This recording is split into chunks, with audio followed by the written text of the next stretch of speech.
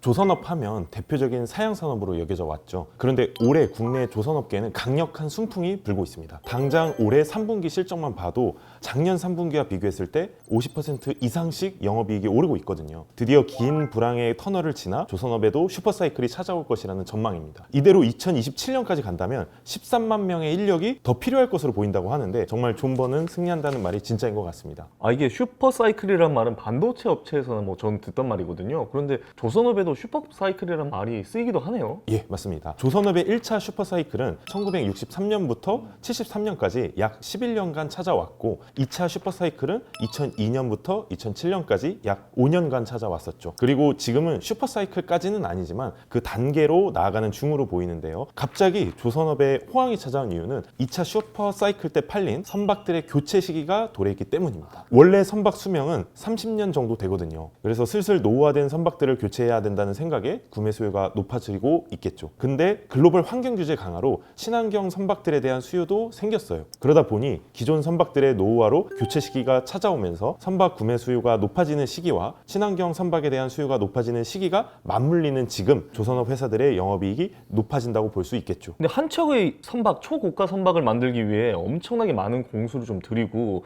오랜 시간도 걸린다고 제가 듣다 보니까 이게 다른 산업과는 확실히 조선업이란 게 좀 많이 다를 것 같거든요. 조선업의 특징이란 게 좀 있을까요? 말씀하신 것처럼 조선업은 좀 특이한 면이 있죠. 대형 건조 설비를 필수적으로 갖춰야 하기 때문에 막대한 설비 투자가 필요한 장치 산업이며 자금 확보가 필수적인 자본 집약적 산업이에요. 우리나라 조선사들은 상선인 화물선, 여객선, 화객선 분야를 주로 생산하였고 해경, 해군, 함정 건조도 해요. 2020년대에 들어서는 쉐빙선, LNG선도 많이 생산하고 있고요. 또한 여러 건조 경험을 가진 전문 기술 인력들을 필요로 하는 노동 집약적 산업이라 높은 고용 효과를 보이는 것이 특징입니다. 선박의 사용 기간은 평균 30년 정도이고 배 한 척을 생산하는 데는 대략 1.5년이 걸린다고 알려져 있기 때문에 호황기에 바짝 벌고 불경기에 버티는 산업이라는 점도 특이한 포인트겠네요. 이게 특이점이 상당히 많네요. 근데 이게 배관청 만드는데 1.5년 걸린다고 하셨는데 이러면 회계연도 넘게 되는 수준이잖아요. 그럼 매출을 어떻게 인식을 잡는 건가요? 배 한 척을 만드는 데 걸리는 시간이 길다 보니 회계상 매출을 인식하는 방법이 다소 특이합니다. 매출 인식 시 생산이 진행됨에 따른 진행률을 고려하여 매출을 인식하는 방법을 사용하는데요. 이는 마치 건설업과 같이 수주산업의 특성상 조선은 단기간 프로젝트성으로 진행되기 때문에 진행률에 따라서 손익을 인식하는 거죠. 진행률이라는 것은 예를 들면 해당 배 한 척에 대해 투입될 원가를 예상해서 총 투입 원가를 기준으로 각 시점별로 실제 투입된 원가를 나눠서 진행률을 산출하는 방식인데요. 그에 따라 진행률이 30%, 70%, 100% 산출되면 진행률에 맞춰서 매출을 인식하게 됩니다. 국내에도 그럼 조선사가 되게 여러 있는 걸로 알고 있거든요. 그럼 오늘은 어느 회사를 주로 분석을 해주실 건가요? 대한민국의 대형 조선소로는 HD 현대중공업, 삼성중공업, 하나오션 3개사로 볼 수 있고 주로 대형 컨테이너선, LNG선, 탱커선을 조선하고 있어요. 현대삼호중공업 또한 LNG선, 컨테이너선 등을 만들고 현대미포조선은 강선, 즉 강철을 사용하여 건조한 선박을 만들고 있긴 한데 모회사 HD 현대의 지배하에 HD 현대중공업과 현대삼호중공업, 현대미포조선 중 매출액이 제일 큰 조선사인 HD 현대중공업을 현대계열사의 대표로 분석해 보겠습니다.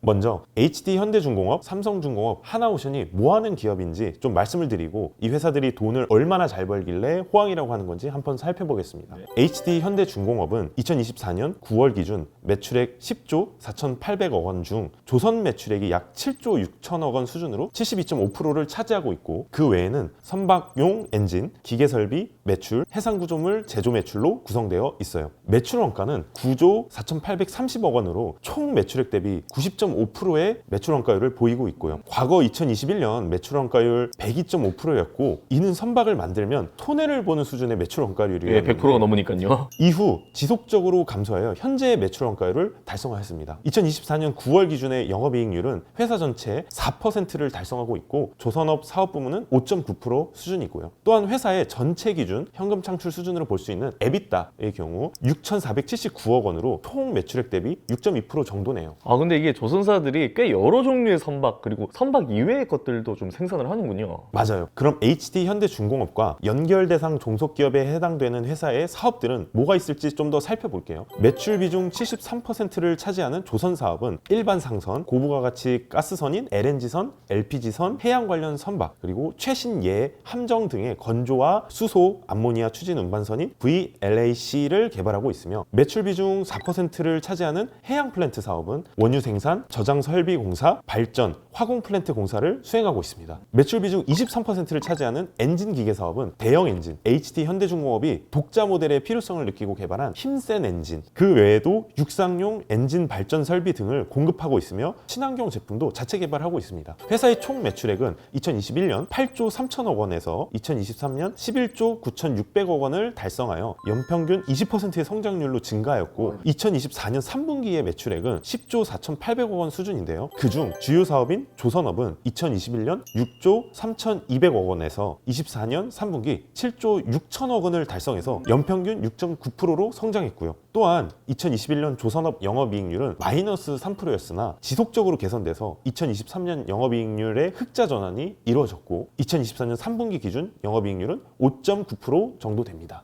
이렇게 보니까 이제 호황이라는 말이 실감될 정도로 쑥쑥 성장하는 게 느껴지는데요. 그리고 조선업은 건설업과 마찬가지로 대표적인 수주 산업이거든요. 수요자가 주문하면 그에 맞춰서 상품을 제공하는 구도이기 때문에 수주 잔고가 얼마나 있는지가 앞으로 얼마나 먹고 살 걱정이 없는지를 보여주는 지표가 되겠죠. 이거 예약 미리 받아놓는 것처럼요. HD 현대중공업의 조선 수주 잔고를 보니 2021년 대비 2024년 9월까지 연평균 27.9%로 증가했습니다. 그러니까 매년 대략 30% 정도씩 먹고 살만해진 거죠. 진짜 그러네요. 그리고 2024년 9월 공시된 수주 현황은 조선 부문의 경우 32조 8천억 원 수준의 수주 잔고가 남아있으니 앞으로 대략 3년 2개월 수준의 매출액만큼 주문량이 남아있겠군요. 좀 극단적으로 얘기하면 앞으로 일이 뚝 이렇게 끊겨도 3년간은 먹고 살 걱정이 없다는 게 든든하게 보이네요, 진짜. 그래서 조선사의 봄이 왔다는 것 같아요. 삼성중공업의 최근 성적도 살펴보겠습니다. 24년 9월 기준 매출액 7조 2천억 원 중 조선해양 분야의 매출액이 약 6조 6천억 원 수준으로 91.5%를 차지하고 있고 그 외에는 토목, 건축 사업으로 구성됩니다. 전체 기준 매출 원가는 6조 5,700억 원으로 총 매출액 대비 91.3%인데요. HD 현대중공업과 유사하게 매출 원가율은 2021년 111.6%였지만 지속적으로 감소해서 지금의 수준까지 왔습니다. 영업이익률도 지속적으로 개선되어 2023년 영업이익률 2.9%로 흑자 전환되었고 2024년 9월에는 4.6%를 달성하였습니다. 에비타의 경우 5,432억 원으로 총 매출액 대비 7.5% 수준이나 됩니다. 삼성중공업은 주로 어떤 사업들을 하나요? 조선업은 비슷하고 다른 사업 포트폴리오가 조금 다른 것 같아요. 초대형 컨테이너선, LNG선, 원유 운반선 등 선박과 LNG, FPSO, FPU 등 해양 플랫폼을 건조, 판매하고 있으며 토건 부문은 건축 및 토목공사, 하이테크 공사를 영위하고 있습니다. 한편 회사의 연결 대상 종속 회사는 총 10개사로 국내 2개사, 해외 8개사이며 선박 건조 및 해양 플랫폼 제작 시 필요한 블럭을 제작하는 회사 등이 있고요. 주로 해외 선주를 대상으로 제품 판매가 이루어지고 있고 토건 부문은 국내 건축업주로부터 매출을 내고 있네요. 회사의 총 매출액은 2021년 6조 6천억 원에서 2023년 8조를 달성해서 연평균 10%의 성장률을 보였고 2024년 3분기 매출액은 7조 2천억 원 수준인데요. 그중 주요 사업인 조선해양업은 2021년 6조 6천억 원에서 2023년 7조 2,400억 원으로 연평균 4.7%로 증가했고 24년 3분기 6조 5,800억 원을 달성하였습니다. 또한 2021년 조선업 영업이익률은 마이너스 14.9%였으나 지속적으로 개선돼서 2023년 영업이익률의 흑자 전환이 이루어졌고 2024년 3분기 기준 영업이익률은 2%로 산출되었습니다. 삼성중공업의 조선해양 수주잔고도 볼까요? 2021년 대비 2024년 9월까지 연평균 17.2%로 증가했고요. 24년 9월 공시된 수주 현황은 조선 부문의 경우 30조 5천억 원 수준의 수주 잔고가 남아있고 이는 앞으로 대략 3년 5개월 수준의 매출액만큼의 주문량이 남아있는 것으로 보입니다.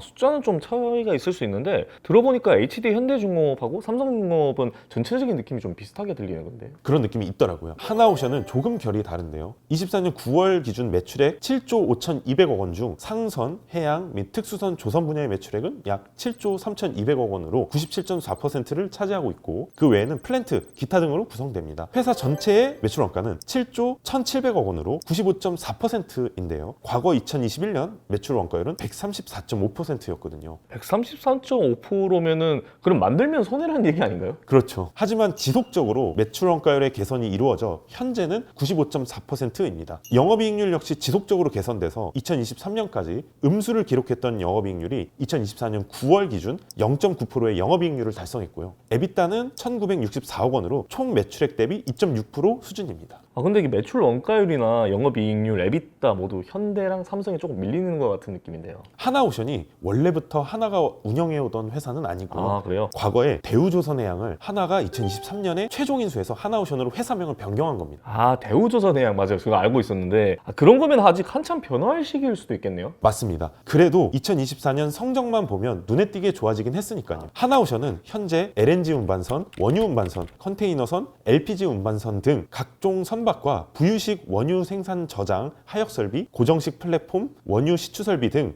해양 제품, 그리고 잠수함, 구축함, 경비함 등 특수선을 건조하는 종합조선 해양 전문 회사입니다. 또한 연결 대상 주요 종속 회사는 선박 블럭 및 부품, 기자재 등을 제작하는 회사 등이 있고요. 매출액은 2021년 4조 4,800억 원, 2022년 4조 8,600억 원 수준이었으나 2023년 7조 4천억 원으로 급격히 올랐고 그러네요. 24년 3분기 기준으로 벌써 7조 5,200억 원을 달성했습니다. 하나가 인수해서 그런지 또 이제 슈퍼사이클도 맞이해서 그런지 몰라도 아무튼 갑자기 이렇게 잘 나가는군요. 사업 부문의 변화를 보면 그 차이가 더 뚜렷한데요. 주요 사업인 상선, 해양 및 특수선은 연결 매출을 제거하기 전 기준으로 2021년 4조 4,700억 원에서 23년 7조 6,780억 원으로 연평균 31%로 증가했고 24년 3분기 7조 6,500억 원을 달성했고요. 또한 21년 조선업 영업이익률은 마이너스 39.4%였으나 안 좋았네요. 지속적으로 개선돼서 2024년 3분기 기준 영업이익률은 흑자로 전환되었고 0.8%의 영업이익률을 달성했습니다. 이거 40%다 커버했군요. 하나오션의 상선, 해양 및 특수선 수주 잔고는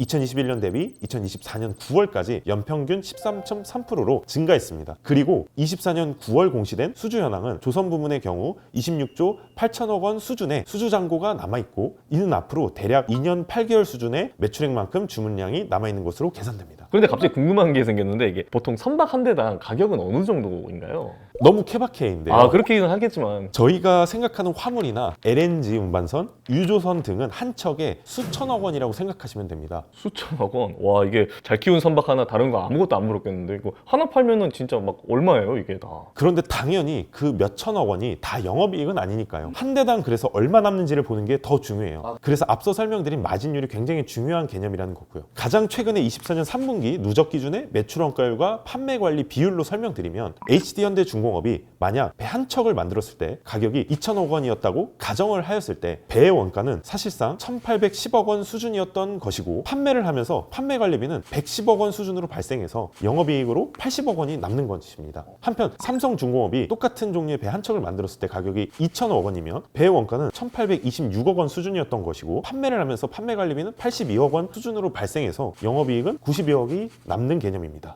근데 이게 똑같은 배를 팠는데 영업이익이 왜 다른 거죠? 그건 간단합니다. HD현대중공업과 비교하면 배를 조선하는 삼성중공업이 제조 비용은 더 들지만 판매 관리비는 적게 들기 때문에 영업이익은 약 12억 원 정도 더 남기게 되는 구조입니다. 하나오션은 만약 똑같은 종류의 배 한 척을 만들고 2천억 원에 팔았다고 가정하면 배의 원가는 1,908억 수준이고 판매 관리비는 74억 원이고 결국 영업이익으로 남는 건 18억 원 수준이거든요. 정리하면 영업이익을 남기는 순으로는 삼성중공업 92억, HD현대중공업 80억 원, 하나오션 18억 원 수준이에요. 그래도 삼성중공업이랑 HD현대중공업은 영업이익이 비슷하기라도 한데 하나오션은 수익성이 아직 많이 떨어지는 것처럼 보이네요. 그 이유는 외주비 및 기타 비용이 23년 2조 4천억 원 대비 24년 3조 1천억 원 수준으로 엄청나게 늘었고 차지하는 비중 또한 2023년 32.3%에서 42.1%로 거의 10%포인트 증가했기 때문이에요. 하나오션과 같이 만약 진행률 계산에 앞서 총 투입 예상 원가가 해당 프로젝트로부터 벌어들일 매출액을 초과하면 이는 적자인 프로젝트입니다. 그런 경우 회계에는 미래의 적자를 미리 단기 결산 시에 해당 적자를 반영하는 것입니다. 이렇게 회계는 보수적으로 손실을 먼저 인식하고 있습니다. 그리고 이렇게 회계상 손실을 인식할 때 공사손실 충당부채라는 재무상태표의 계정 과목에 증감 반영을 통해 인식합니다. 바로 하나오션의 2021년 공사손실 충당부채로 발생한 비용은 1조 480억 원 수준이었고 이 때문에 해당 회계기간에 하나오션의 영업이익률은 마이너스 39.1%까지 환입까지 낮게 산출되었던 거죠. 하지만 2021년에 미리 인식했던 공사손실 충당부채 때문에 2022년은 오히려 환입이 발생해서 1,695억 원 정도가 비용에서 오히려 감소되는 것으로 발생하게 되었습니다. 아, 이게 미리 이제 손실을 잡아놨기 때문에 그 뒤에는 그래도 오히려 괜찮아진 그런 상황으로 봐도 되겠네요. 네, 맞습니다. 이는 크게 이렇게 생각해 볼 수 있습니다. 공사손실 충당부채의 인식이 미리 이루어졌기 때문에 2022년도는 별도로 인식하지 않아도 되었기에 부채의 증감에 따라 환입 효과가 발생하였거나 혹은 해당 프로젝트들이 실제 2022년을 가보니 예상했던 적자보다는 실제 적자 규모가 작은 것이 확인되어서 이익으로 환입이 될 수도 있기 때문입니다. 아, 근데 아까로 잠깐 넘어가 보자면 그 2천억 원어치 팔아가지고 18억 남기는 거면 너무 적게 남기는 거 아닙니까 이거? 제조원가가 왜 이렇게 비싼 걸까요 그러면? 배를 생산하는데 드는 원재료 값이 엄청나게 높아서 그렇습니다. 배를 생산하기 위해서는 원재료를 매입하고 인력을 투입해야겠죠. 그런데 조선업에서 재밌는 원재료가 등장하는데 바로 후판이라는 거예요. 후판은 배를 만드는 주재료로 외형을 만들 때 필요하고 두께가 6mm 이상으로 두꺼운 철판인데 이 후판을 철강업체인 포스코, 현대제철, 동국제강 등으로부터 매입하고 있습니다. 근데 문제는 이 후판이 보통 배 한 척의 제조원가에서 차지하는 비중이 20% 수준이에요. 아, 높네요. 그러니까 철강업체가 비싸게 팔면 팔수록 반대로 조선사는 제조원가가 높아져서 결국 영업이익이 낮아지게 되겠죠. 그렇기 때문에 조선업계와 철강업계가 해당 후판에 대해서 치열한 가격 협상을 하는 겁니다. 최근에는 중국산 저가 후판들이 우리나라로 들어오면서 후판 등의 원재료 가격이 낮아진 효과가 있기 때문에 조선업계는 후판 가격을 낮춰서 원가 절감을 하기를 원하지만 철강업계는 매출과 직결되기 때문에 높여야 하는 것이죠. 2024년 3분기까지 3사가 공시한 주요 원재료 등의 가격 변동 추이 내역을 함께 좀 살펴볼까요? 이게 그래도 후판이랑 원재료 가격은 그래도 최근에 좀 하락했는데요. 맞아요. 그로 인해 조선업들은 원가 절감 효과가 지속적으로 이어나가고 있고 영업이익이 지속적으로 개선될 수 있었던 거겠죠. 3사별로 2024년 3분기에 각각 매입한 원재료 매입액을 살펴볼게요. 먼저 HD 현대중공업의 경우 원재료인 기자재, 강재 등에 대한 매입으로 3조 9천억 원 수준이 발생하였고 이는 해당 3분기 조선 분야의 누적 매출액 7조 6천억 원 대비 51.4%로 산출됩니다. 아, 이 표로 보니까 실제로 배 한 척 만드는 제조원가가 꽤나 높군요. 삼성중공업의 경우 원재료는 3조 6,700억 원 수준이에요. 이건 24년 3분기 조선 해양 분야의 누적 매출액 6조 5,800억 원 대비 55.8% 정도에 해당하는데요. 과거 2022년은 62%였는데 이렇게 매출액 대비 매입액의 비율이 낮아졌기 때문에 24년 3분기 현재까지 원가 절감 효과가 적용되고 있는 것을 확인하실 수 있습니다. 그리고 하나오션 역시 상선, 해양 및 특수선에 대한 원재료 매입으로 4조 8,270억 원 수준이었으며 24년 3분기 상선, 해양 및 특수선 누적 매출액 7조 3천억 원 수준 대비 65.9% 수준으로 매입한 것입니다. 과거 2022년에는 86% 수준이었고 후판 등의 원재료 가격의 지속적 하락으로 인해 원가 절감을 할 수 있었던 것이었습니다. 이게 보니까 제조원가의 원재료가 차지하는 비중이 진짜 어마어마한데 근데 원재료 비중이 50~60%라는 건 나머지는 그러면 인건비라는 얘기인가요? 그렇죠. 조선업은 다른 산업에 비해 인건비 비중이 높은 편이에요. 조선업은 앞서 보여드린 것처럼 배 한 척이 2천억 원이면 이미 원재료값 사오는 순간 1천억 원 이상이 드는 구조이고 절반 이상이? 꽤나 특이한 부분은 인건비가 내부 인력 외에도 외주 인력 비용을 많이 사용하게 되어 3사 전체 각사의 비용 중 HD현대중공업은 36.5%, 삼성중공업은 44.6%, 하나오션 53.1%의 비중으로 인건비 및 외주 인건비의 비중으로 산출됩니다. 특히 조선업계에서 외주 인력의 활용을 하는 이유는 여러 이유가 있고 일반적인 관행으로 자리 잡았습니다. 당연히 내부 정규직에 비해 외주 인력의 임금은 복리후생비, 퇴직금 등이 정규직에 비해 적게 발생하면서 인건비 부대 비용을 줄일 수 있기도 한 것이죠. 하지만 점차 이러한 관행 및 2015년부터 숙련공의 조선업 불황으로 인해 업계를 많이 떠나게 되면서 조선업 종사자 수가 18만 7천 명에서 9만 9천 명으로 인해 외주에 대한 의존도가 많이 증가하였고 계속 그러한 외국인 노동자의 비중이 증가하고 있고 적응과 재교육 등의 추가 비용이 발생하고 있는 게 현실입니다. 의외네요. 이게 워낙 노동력이 많이 필요하니까 인건비가 아주 꽤 높을 줄 알았거든요. 원재료가 비싸서 그렇지 인건비도 많이 들어가요. 그냥 원가가 매우 비싼 사업입니다. 슈퍼사이클 맞이해야 해서 노동력 엄청 투입되는 걸 보면 인건비도 매출 원가에 한몫하는 것 같습니다. 공장 가동률이 90에서 95% 이렇거든요. 공장 가동률이 한 70%, 80% 정도만 돼도 굉장히 높은 수치로 알고 있는데 90% 이상인 거면 정말 엄청난 수치 아닌가요? 이 정도의 가동률이면 그냥 밤낮 없이 일만 하신다고 생각하시면 돼요. 24년 9월 말 기준으로 공시된 3사의 평균 가동률 자료는 모두 100% 언저리 수준으로 나오고 산술 평균값 기준은 101.5% 수준입니다. 100%가 넘어요? HD 현대중공업은 조선 분야의 가동률은 2022년 65.7%, 23년 81.3%, 24년 9개월 기준 94.6%로 올랐고요. 삼성중공업 조선 분야의 가동률은 22년 87%, 23년 97%, 24년 9개월 기준 110%로 꾸준히 증가하여 이미 100%를 초과하였습니다. 하나오션은 2022년 94.6%, 23년 97.1%, 24년 9개월 기준 99.8%로 지속적으로 증가하여 100% 수준에 육박하고 있고요. 와, 이런 가동률은 진짜 처음 보는 것 같은데요? 저도 분석하면서 처음 봅니다. 아마 수많은 야근과 특근이 있지 않으셨을까. 아, 진짜 그런 것 같습니다. 그런데 이게 제가 재무제표 보다 보니까 자본 대비 부채 비율이 좀 높아 보이거든요. 조선사들 이거 괜찮은 건가요? 그건 일종의 착시 같은 거라고 생각하시면 됩니다. 조선업은 배 한 척을 만드는데 오래 걸리고 수주산업이라고 말씀드렸잖아요. 그래서 배를 만들 때 다 만들고 나서 돈을 받으면 조선사들이 사업하기 너무 힘들겠죠. 망하면 어떡해요? 그러니까 일종의 계약금 형태로 돈을 미리 받거나 진행이 조금만 되어도 중도금 같은 느낌으로 또 돈을 받아요. 그걸 계약 부채라고 하는데요. 일종의 선수금 개념이에요. 이 계약 부채는 사실 현금이고 자산인데 완전히 수주가 되기 전까지는 아직 완전히 내 돈이 아닌 개념이라서 계약 부채로 잡아놓거든요. 그래서 자본 대비 부채 비율이 높아 보이는데 실제로는 그렇게 위험한 수준은 아니고 오히려 유동성 측면에서 기업의 숨을 트이게 할 수 있는 것이죠. 아, 그 계약 부채에 대해서 그러면 설명을 해주셨는데, 그러면 이거 계약 자산은 뭔가요? 계약 자산은 계약 부채와는 반대로 프로젝트의 수행에 따라 수익을 인식할 때 계약 자산을 같이 인식합니다. 이렇게 하는 이유는 나중에 한 번에 돈이 들어올 때 수익을 잡는 방식은 그 전까지 회사가 수익이 없는 것으로 인식이 되기 때문에 회계상 진행률이라는 개념이 도입된 것이죠. 특히나 선박대금은 계약금 20%, 중도금으로 10%씩 3회, 그리고 최종적으로 선박을 인도한 뒤 나머지 50%를 수령하는 헤비테일 방식으로 받게 되어서 더욱더 진행률 개념이 중요합니다. 계약 자산이라는 것은 내가 이만큼 일을 했으니 이 정도 받아야 한다는 의미입니다. 하지만 이건 매출 채권과 같이 무조건 받을 수 있다는 뜻은 아니고 이를 인식한 회사의 어떻게 보면 주장입니다. 예를 들어 조선사가 선박을 20% 정도 만들었고 중간에 대금을 50% 정도 받을 수 있다고 하면 20% 진행된 상황에서 계약 자산을 인식하게 되는 것이죠. 50%가 되었을 때는 매출 채권으로 인식하고 바로 대금을 수령하게 되는 겁니다. 그러면은 지금 비교하고 있는 3사의 계약 자산 수준은 좀 어떠한가요? 이렇게 비교 좀 부탁드릴게요. 당연하게도 매출액에 비례하고 있습니다. 아까 설명드린 것처럼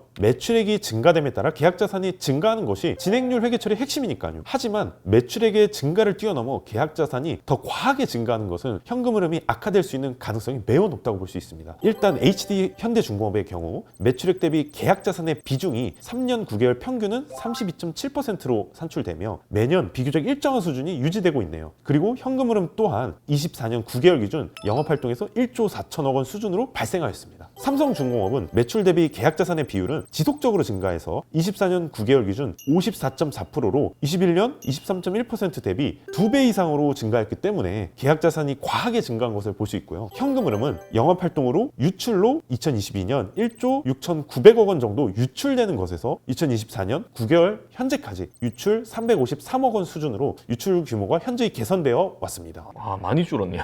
하나오션의 경우 매출액 대비 계약 자산의 비율이 HD현대중공업, 삼성중공업 대비 높은 편이에요. HD현대중공업은 32.7%, 삼성중공업은 40.9%, 하나오션은 47.1%로 계산됩니다. 그러면 이게 3사 중 매출액 대비 계약 자산 비중 평균가? 이게 하나오션이 제일 높은 거면 현금 흐름이 좀 위험한 편 아닌가요? 하나오션은 2023년 대비 2024년 9개월 지표들은 현금 흐름의 악화가 우려되고 있는 것이 맞아요. 계약 자산은 23년 대비 24년 9월 기준 75% 증가였고 매출액 대비 비율 또한 34% 대비 24년 9개월은 58.6%로 비중은 1.7배 수준으로 증가했습니다. 역시 계약 자산이 과한 수준으로 증가한 것으로 분석됩니다. 현금 흐름은 2022년 영업활동의 유출로 1조 650억 원의 유출 수준이었으며 2024년 9개월은 영업활동의 유출로 2조 6,500억 원으로 공시되었으며 주로 계약 자산의 증가로 인한 유출이 핵심입니다. 대금 회수가 이루어질 때 잡아놓던 계약 자산이 감소되어 현금 흐름은 증가가 이루어지는 개념이니까 계약 자산이 증가했다는 건 현금 유출이 이루어진 것으로 현금 흐름은 계산됩니다. 이게 초호황기가 오니까 이런 일도 생기네요. 근데 이제 초호황기가 오는 이유 중에 하나가 친환경 선박 선박 이거에 대한 수요가 좀 높아지고 있기 때문이기도 하잖아요. 국내 조선사들은 이에 대한 대응을 잘 하고 있다고 보시나요? 이를 확인할 수 있는 대표적인 지표가 연구개발비인데요. 이러한 연구개발이 필요한 이유는 무섭게 추격해오는 중국 조선소들의 저가 경쟁력을 대항하기 위해선 우리나라 조선사들은 차별화가 필요하고, 이는 바로 기술 격차로 실현 가능한데, 이를 위해서는 연구개발비 투자가 필요하기 때문입니다. LNG선이나 메탄올, 암모니아선 등 친환경적이고 수익성이 높은 선박에 초점을 맞추고 있는 이유가 이거고요. 연구개발비의 매출액 대비 비중은 감소하는 추세에 있긴 한데 지속적으로 3사 합계 총금액은 높아지고 있어요. 매출액이 3사 모두 지속적으로 현저하게 높은 증가율로 성장한 것 대비 상대적으로 연구개발비 비중이 감소하는 것으로 계산됩니다. 한편 금액적으로는 3사의 연구개발비 전체 금액은 2021년 2,005억, 2022년 2,393억, 2023년